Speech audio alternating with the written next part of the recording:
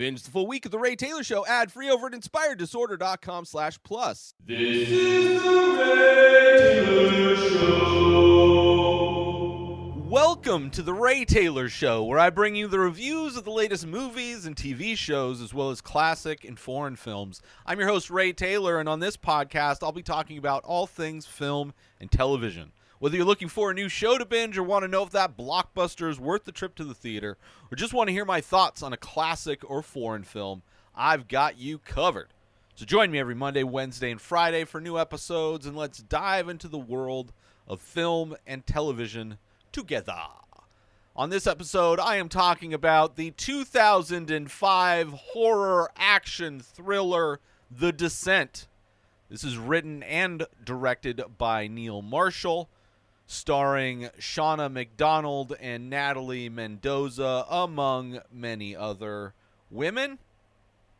Those are the two main characters, I would say, of the film. And this film, a cave expedition goes horribly wrong as the explorers become trapped and ultimately pursued by a strange breed of predators. This is a movie I watched a while back. This came out in 2005. I probably watched it not that long after that. And, haven't seen the sequel to this, Descendant 2. So I felt it'd be nice to go back and revisit this movie, as well as see the follow-up, see how they followed up this first film.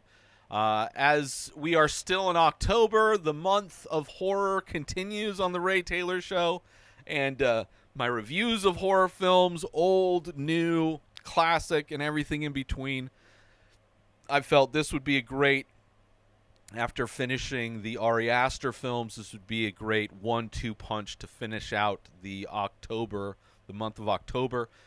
So, wanted to rewatch this one, and then excited to watch for the first time next Wednesday, The Descent 2.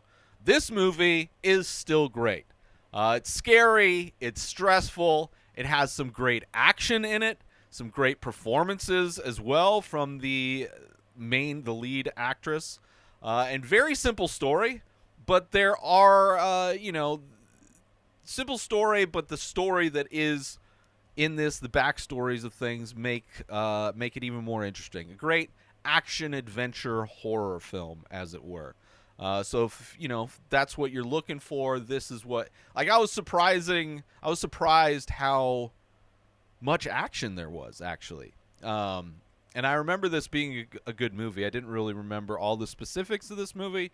But yeah, it holds up for sure, and I'm excited to see how they're able to follow it up in the sequel. It's also interesting, not something I'm used to seeing, and maybe it's just my own ignorance, but it's rare, in my opinion, to see horror movies with British actors with British accents. Although I think in this movie, not only were they British, but I think there were multiple accents. There were regular old American, and then there was possibly Australian in there, a nice mix of accents. But an all-female cast, aside from the very beginning of this film, where there is one dude, and who knows the sex or preference of how the monsters identify in this movie. But great to see an action-adventure horror film that's an all-female cast. I think it adds a level to it, and I enjoyed that. They're all into extreme challenges. The movie opens with a group of women doing the white water rafting, and in this, the majority of this film, it's a larger group of women going spelunking. But some more cautious than others, as the dynamics would be in anything.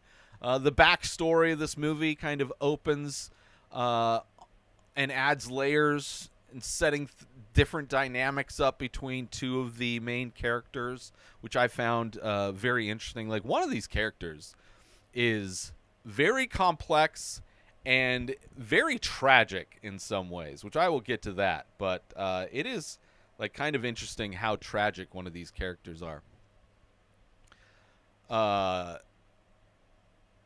And the horror in this comes from multiple sources, right? You have, because this is a movie where people are exploring caves, it can be very claustrophobic as people are crawling through these small spaces.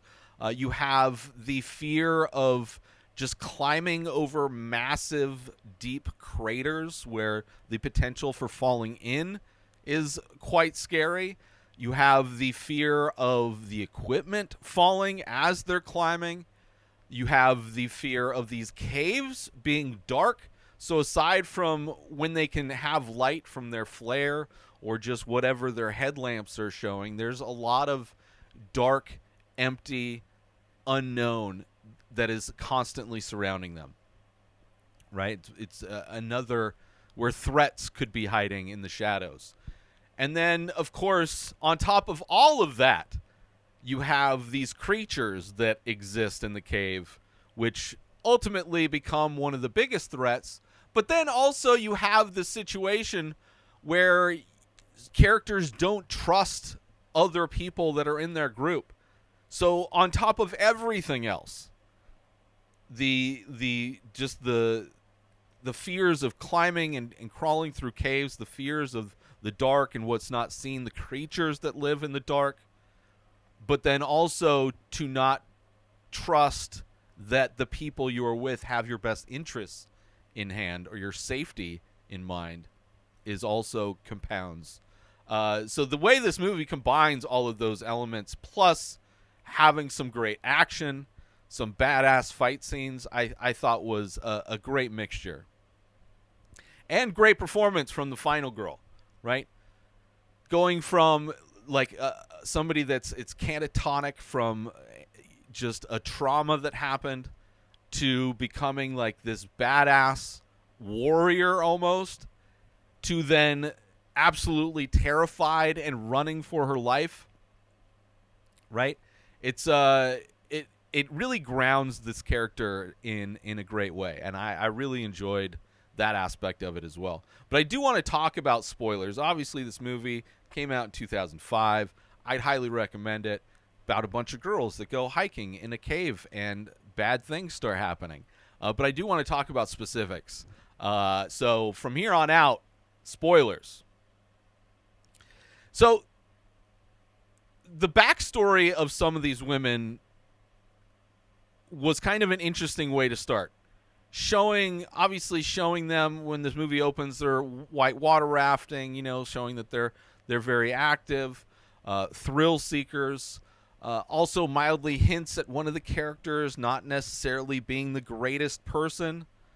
You have these three women rafting while the husband and the kid watch, and then the tragedy happens where one of the women, Sarah, driving with her husband and daughter, get in a car accident, resulting in a brutal death of her husband, and I assume the daughter. For sure the husband got impaled by those poles, but there were no mentions of the kid, and I assume that's it took out both of them, which is all tragic regardless.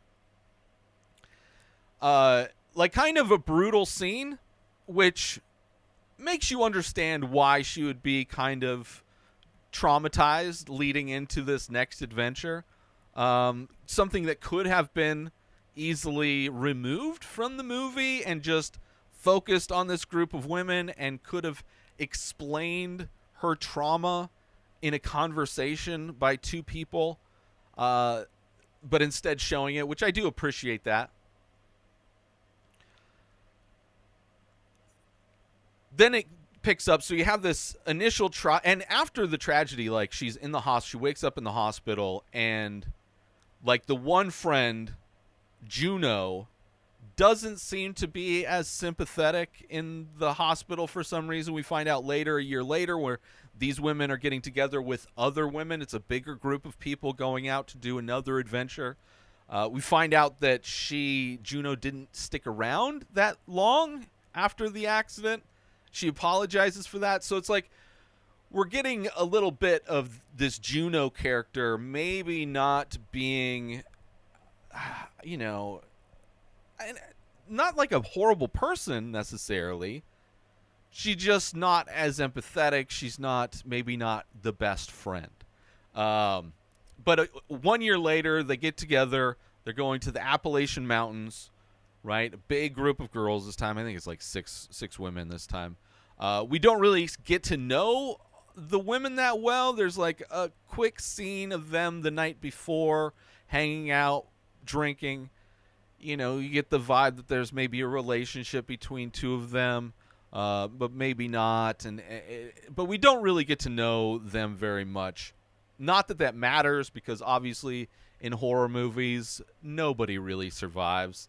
But it does make it difficult when the shit does hit the fan in the caves. It's really hard to know who is who. And until it gets down to like the last few people, I was like, who is that? Which one is that one? Is that the traumatized one? Is that the other one, or is this other people? So it gets kind of confusing in there, which is the only minor thing I could complain about. Let's take a quick break from the show. Listeners, are you ready to take your experience with the Ray Taylor Show to the next level? Dive into Inspired Disorder Plus. For just $5 a month, you unlock a world of premium content that's sure to satisfy your every entertainment and artistic craving. Imagine enjoying the Ray Taylor Show, a full week, completely ad-free, in both audio and video formats. But that's just the tip of the iceberg. Get exclusive access to the live painting archives, be the first to lay eyes on new releases from the many faces, and enjoy members-only discounts and deals that'll have you coming back for more. With a treasure trove that includes a podcast back catalog boasting 14 unique shows and over 600 episodes. Personal insights through my own personal blog, creative writings to spark your imagination, and an interactive Ask Me Anything section. Inspired Disorder Plus is a feast for the curious mind. Ready to elevate your entertainment game? Head on over to inspireddisorder.com/plus and become a member of an exclusive club. Dive in, indulge, and inspire your senses. Now let's get back to the show. But you have Sarah before they go spelunking or whatever. She has a nightmare the night before where she's like looking in her nightmare. She's looking out the window of the cabin that they're staying in, and while staring at the window, she gets impaled. There's like a jump scare where poles come flying through the window. So clearly still traumatized by this accident that happened a year ago. And Juno says she's never gotten lost before. Like, you're seeing the ego of Juno as well. She's never gotten lost. And when they arrive at this location to go in the cave, you see her leave the trail guide in the car. Which Juno, the character, is kind of strange. Right? Not very empathetic in the hospital scene after Sarah's family dies. She's kind of cocky. Technically putting them at risk. Not only not bringing the guidebook, but it wouldn't have mattered if she brought the guidebook anyway, because she didn't even take them to the location that they were supposed to be exploring, which they told they put a flight plan, as they call it, where they told the authorities, we're going to go exploring this cave, so if something happens, this is where you send the rescue unit. Well, if they don't show up, that's not even the cave they were going to anyway. So on top of her not bringing the guide, regardless, she also didn't even bring them to the right place. So even if they do get lost, the authorities aren't going to know where to find them. So she the ego of Juno and her desire to like explore, but that as well putting her friends at risk. Not the greatest person, right?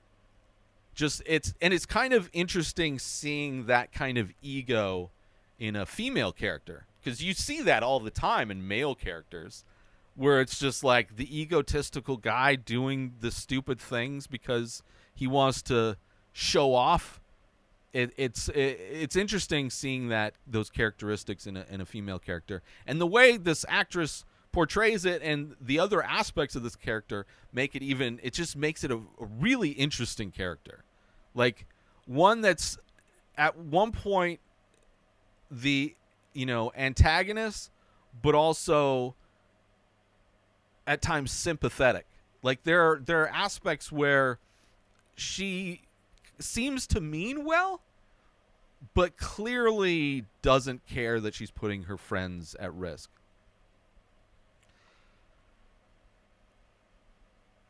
And before they get into the cave, there's small signs that things aren't going to go well. Like there's this massive deer carcass that's just killed on the outside, and like I don't know if it's skinned or it's just all bloody.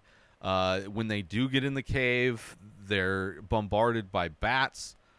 So another jump scare. So these little elements as they're getting into the cave, and then once they get in the cave, you're starting to get the claustrophobic aspect of this movie, this tight squeeze, where they're like barely getting through this one little passageway, and then of course rocks start shifting and closes off the passage. Right, just very claustrophobic in those scenes. And then they find out that not only did she not bring the guidebook, but it doesn't matter. It's not the same cave anyway, right? Wanting to avoid tourist traps, which that makes sense, right? She wants to explore with her friends. She doesn't want to go to some tourist thing where they're waiting in line and there's rope guides. Like she wants to be more authentic, kind of more authentic exploration, right? They want to go off the beaten path. She wants to discover a new cave that she can name after her friend Sarah. But basically making them screwed, because if they don't get out, then nobody's coming for them, right? Which some of Juno's intentions seem sincere, right? Like I could see how she gets this. She's not like trying to sabotage her and her friends, but at the same time, putting them all at risk.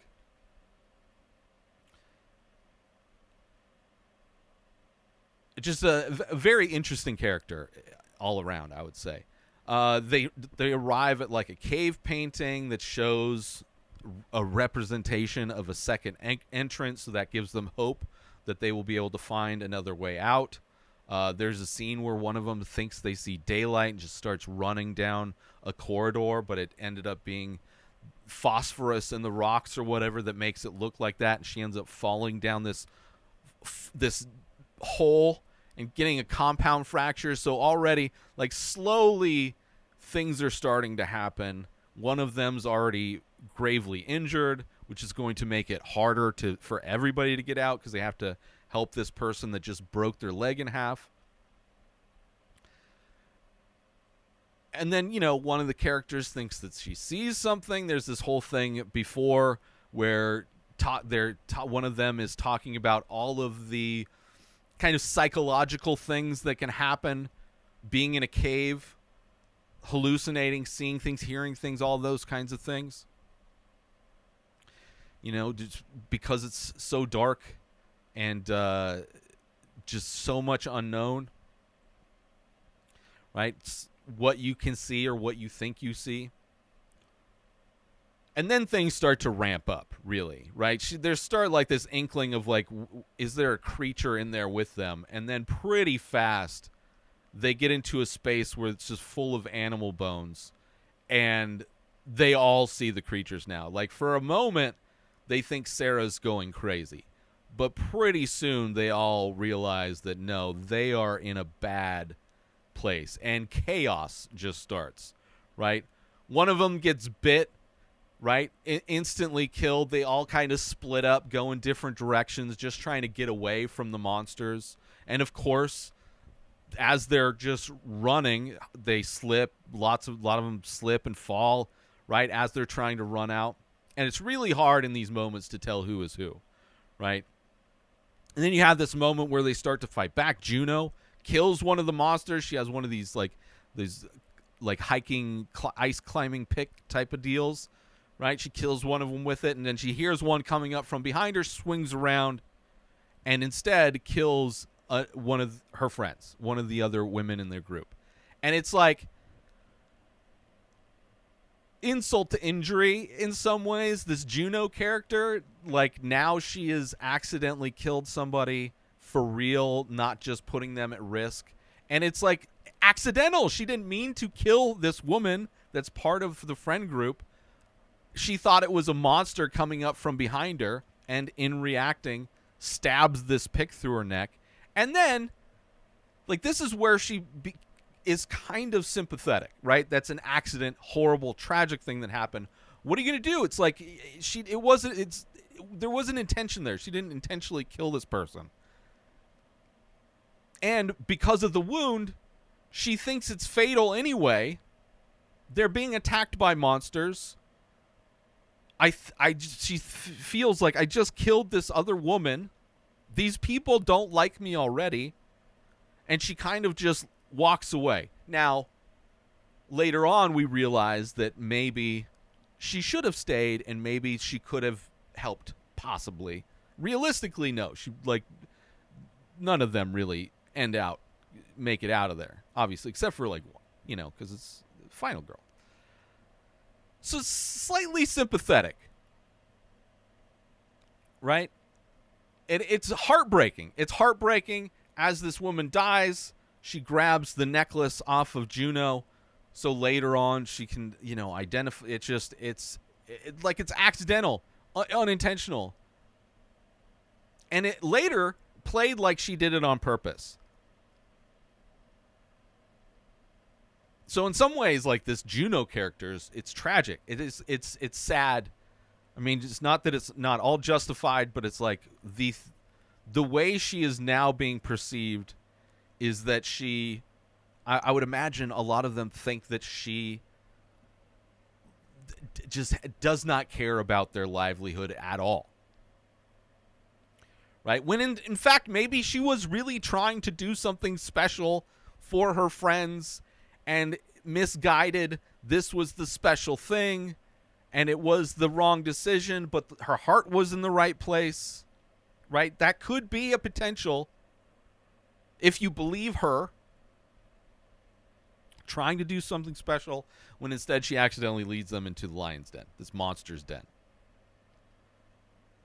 And then trying to kill monsters and accidentally collateral damage. And the fact that she doesn't try to save the other person kind of makes sense. You know? Like, what is she going to do? She's bleeding out she's stabbed in her neck. She's like, how? She assumes it's fatal. I assume it's fatal. Watching this, I'm like, that woman's dead. Let's take a short break from this episode. Hey, loyal listeners of The Ray Taylor Show. You know, it's one thing to tune in and engage with the content I passionately create for you. But what if I told you there's a way to wear your fandom? Introducing our exclusive line of merchandise inspired directly by the vibes and visuals of this very podcast. From stylish t-shirts that'll make you stand out in the crowd to our eco-friendly biodegradable phone cases adorned with artwork inspired by the show. You can now carry a piece of The Ray Taylor Show wherever you go. Whether you're looking to make a fashion statement, protect your phone with some flair, or simply want to show off your love for the show, our merchandise has got you covered. Ready to rock our gear? Head on over to inspireddisorder.com and get yours today.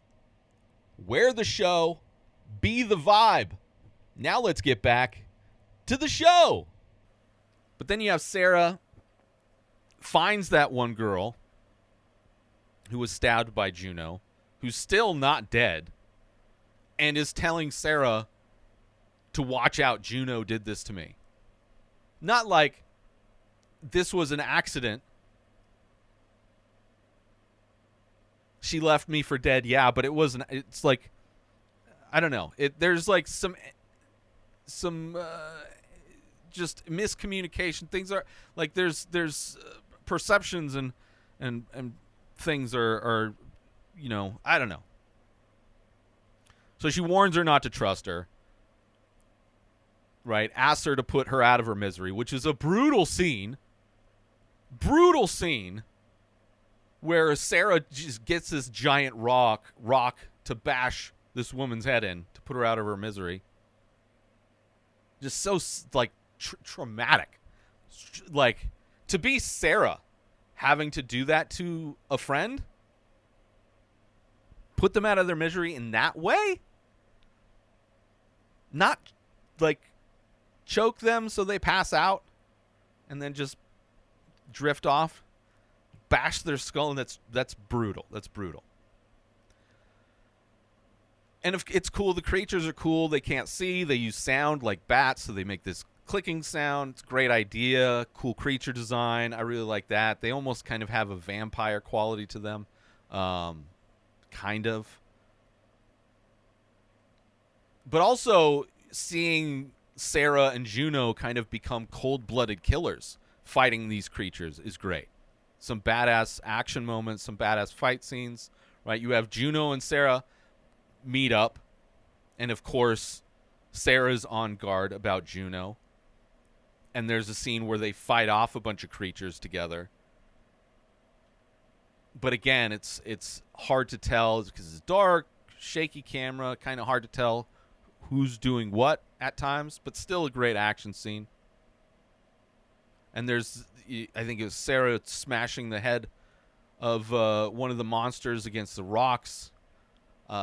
Juno impaling her pick into the top of one of their heads, right, after shoving a flare in its mouth. And I think it's Sarah biting the throats of one of them. Like, they're sinking to the level of these monsters to survive. Biting the throat off, right? Shoving her thumbs in the eyes. And then you have Sarah stabbing Juno in the leg. Like, she lets Juno know that, hey, I found the other girl, and she was still alive. By the way, she's not now. I finished the job for you, but I don't trust you. And then she puts a pick through Juno's leg, which is, like, better than, and she leaves her to die there, as Juno did to the other girl. So I guess it's kind of eye for an eye type of thing. She didn't just flat out kill Juno, which I guess is good. Gave her the same fate as Juno gave this other woman. But we never technically see her die.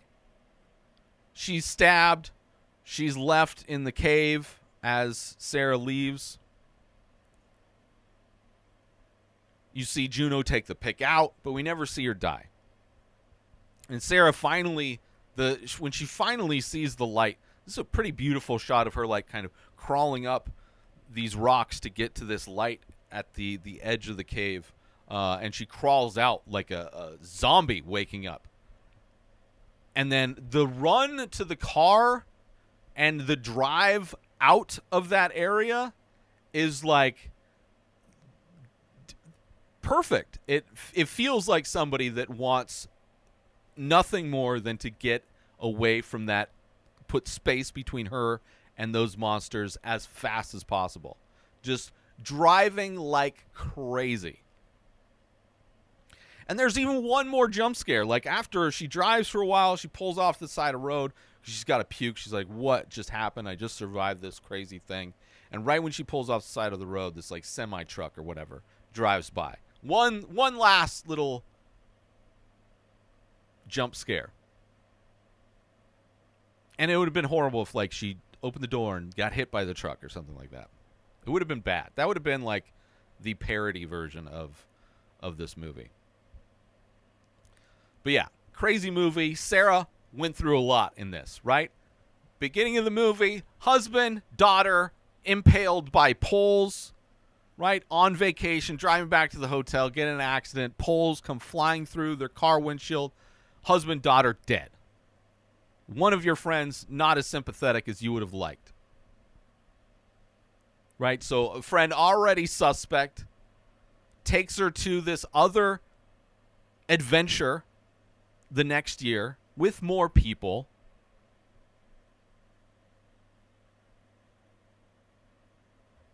And gets to the situation, right? She's traumatized. gets to the situation where now she has to become this savage warrior to survive killing these monsters, just become this vicious, stone-cold assassin by the end of it, until she finally gets out, and it's just like frantic, terrified, as she gets out as fast as possible. Like, the roller coaster ride for Sarah is intense.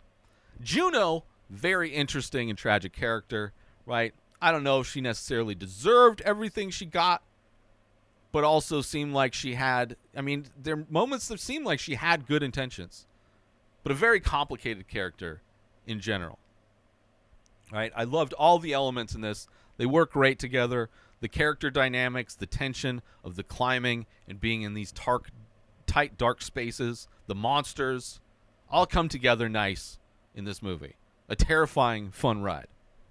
And it'll be interesting to see what they do in the next film. Really interested to see what they do in the next film, and which I will be reviewing next Wednesday. So if you want to hear my thoughts on that, I'm excited to see it. I haven't seen it. I hope it's good. I hope it's good. Sometimes horror sequels, they only made 2 of them. I don't know how you can make more than just 2. It's surprising they made a sequel. But I'm excited to watch it and review it next Wednesday. But I want to thank everybody out there for tuning in to The Ray Taylor Show. I hope you enjoyed my thoughts on The Descent. Don't forget to tune in every Monday, Wednesday, and Friday for more movie and TV show reviews. And join the conversation by leaving a comment or rating on your favorite podcast platform or over on youtube.com/inspireddisorder, where everything is available in video formats. But until next time, enjoy the show. Subscribe to The Ray Taylor Show on YouTube and everywhere podcasts are found. Binge the full week ad-free over at inspireddisorder.com/plus. Purchase Ray Taylor Show merch over at inspireddisorder.com.